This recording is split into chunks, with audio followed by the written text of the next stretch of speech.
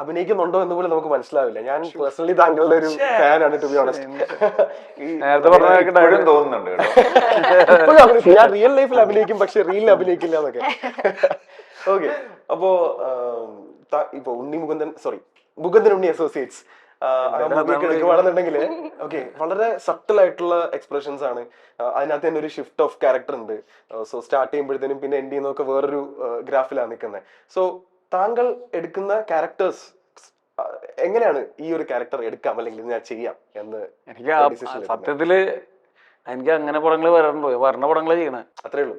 അതെ. അല്ലാതെ ഞാൻ പോയിട്ട് സെലക്റ്റീവ് ആയിട്ട് എനിക്ക് 10 സ്ക്രിപ്റ്റില് ഒരു സ്ക്രിപ്റ്റ് ഒന്നുമല്ല വരുന്ന പടങ്ങൾ ചെയ്യുന്നത്. ഇപ്പൊ റിതേഷ് ഈ സബ്ജക്റ്റ് പറയുന്നത് സത്യത്തില് അതിനുമുമ്പ് ഞാൻ മീശ എന്ന് പറഞ്ഞ പടം ചെയ്തായിരുന്നു. അപ്പൊ അവിടെ വെച്ച് ഞാൻ അഭിലാഷ് എന്ന് പറഞ്ഞ ഒരാളെ പരിചയപ്പെട്ടു, എൻ്റെ DOP. അപ്പോൾ അഭിലാഷൻ ആണ് എന്നെ ഈ പടത്തിൽ എങ്ങനെ വിളിക്കുന്നത്. അങ്ങനത്തെ ഒരു കെയർ ഓഫിൽ വന്നെങ്കിൽ ഈ പടം. അപ്പോൾ ഇതിന്റെ കഥ കേട്ട് കഴിഞ്ഞപ്പോൾ ഇൻട്രസ്റ്റിംഗ് ആണ്. ഇൻട്രസ്റ്റിംഗ് അല്ലെങ്കിൽ ഞാൻ ചെയ്യും, അല്ല ഇൻട്രസ്റ്റിംഗ് അല്ലെന്നാണ് ഉദ്ദേശിച്ചത്.